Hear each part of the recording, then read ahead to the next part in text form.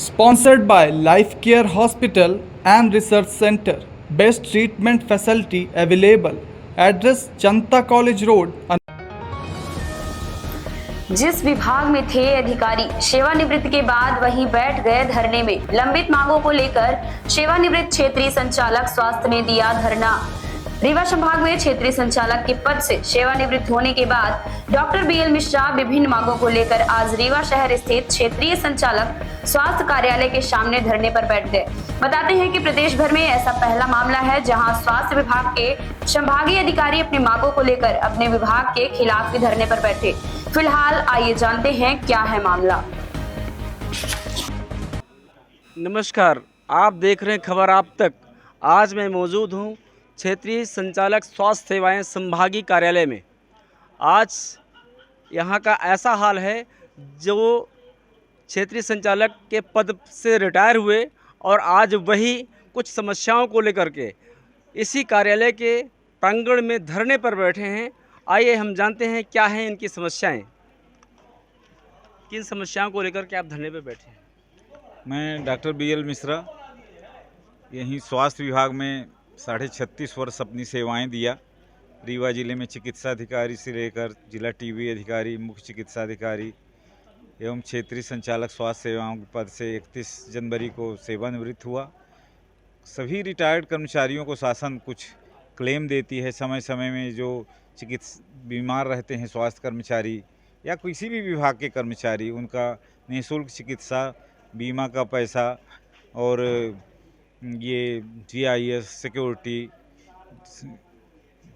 सब ये क्लेम मिलते हैं।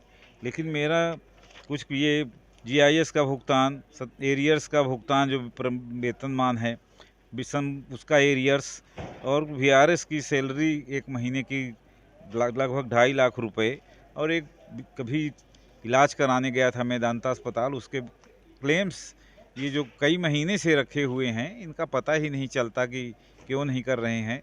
कई बार मैं मौखिक रूप से डॉक्टर केएल नामदेव जी से मिला भी और लिखित भी दिया, लेकिन अंत में मुझे 3 दिन पहले नोटिस देना पड़ा कि 48 घंटा के अंदर यदि हमारे क्लेम का भुगतान नहीं होता है, मैं 24 तारीख से भूख हड़ताल में बैठूंगा। उसी परिप्रेक्ष्य में आज मैं कार्यालय के समक्ष भूख हड़ताल में बैठा हूं और देखता हूं हमारी मांगें कब तक में पूरी होती हैं। तब तक हमारा ये अनशन लगातार जारी रहेगा।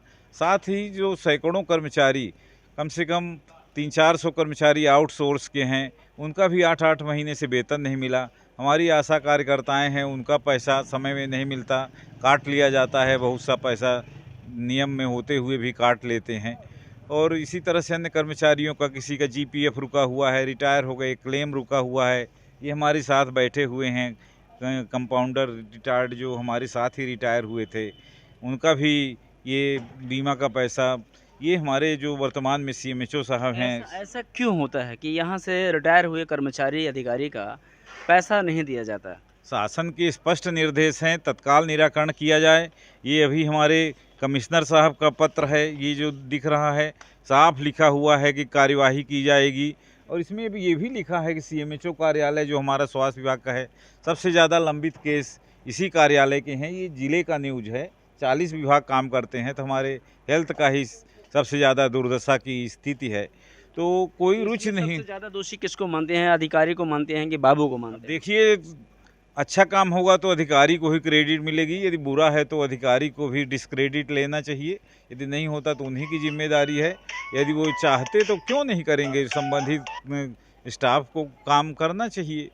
आप भी यहाँ क्षेत्रीय संचालक स्वास्थ्य रहे हैं, तो आपके कार्यकाल में क्या इन प्रकरणों का निराकरण हुआ है? बिल्कुल, मैं आधी रात को करता था, जब तक हो नहीं जाता था मैं उठता नहीं था अपनी कुर्सी से। मैं सीएमएचओ के दौरान मेरे एक ओडी गुप्ता जी यहीं एएसओ थे, वो रिटायर हुए। रिटायरमेंट का सम्मानित किया जाता है कर्मचारी को। उनका जिस दिन अंतिम दिन था, उसी दिन मैंने ये जीआईएस का पैसा और ग्रेजुएटी का पैसा, सरेंडर का पैसा, ये सारा क्लेम मैंने वहीं पे रिटायरमेंट के सम्मान के साथ ही लिफाफा में वो ऑर्डर दे के ट्रेजरी में लगा दिया और 2-3 दिन के अंदर उनका भुगतान हो गया। इस तरह की परंपरा का शासन का निर्देश है और करना भी चाहिए सबको। लेकिन दुर्भाग्य है, हमारे स्वास्थ्य विभाग की हालत दयनीय है। अन्य विभागों में क्या हाल है नहीं मैं बता सकता, लेकिन ये बहुत ही दयनीय स्थिति है। अगर आपकी मांग नहीं पूरी हुई 48 घंटे के अंदर, तब क्या आप कदम नहीं, उठाएंगे? हमारा अनिश्चितकालीन जारी रहेगा भूख हड़ताल। ज़रूरत पड़ेगी तो आमरण अनशन भी किया जाएगा।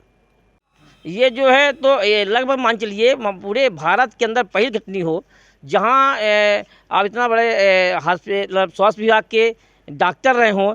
पहली जो है तो घटना है जो वो सर, आज क्षेत्रीय संचालक स्वास्थ्य कार्यालय की प्रांगण में यहीं से जो रिटायर हुए इसी पद से डॉक्टर बी एल मिश्रा धरने पर बैठे हैं, तो क्या वजह है? उन सर का कहना है कुछ पेमेंट नहीं मिले हुए हैं, तो उनके पेमेंट एरियर्स का जहाँ तक सवाल है तो एरियर्स ट्रेजरी ऑब्जेक्शन था, तो वो ऑब्जेक्शन दूर करके पुनः गणना करके उसका भेजा जा चुका है साइन के लिए, उसका जनरेट करके। और जो उनकी सेवानिवृत्ति उन्हें के लिए उन्होंने 1 माह की सैलरी जमा की थी, उसका पत्र सिविल सर्जन के द्वारा 21 तारीख को हमें प्राप्त हुआ है, जिसके लिए उचित मार्गदर्शन है संचालनालय को पत्र लिखा गया है। उसका जवाब आते हैं उनका पेमेंट कर दिया जाएगा। अभी इसमें कितना टाइम लग सकता है? हफ्ते 15 दिन लग सकता है, मैक्सिमम 15 डेज। जैसे वो कह रहे हैं अभी 48 घंटे के लिए अनशन है, फिर इसके बाद अनवरत चालू रहेगा। भोपाल से वो कागज़ आने में, मार्गदर्शन आने में 15 दिन तो लग जाएंगे। 10 दिन, 1 हफ्ते से 15 दिन तक लग सकते हैं।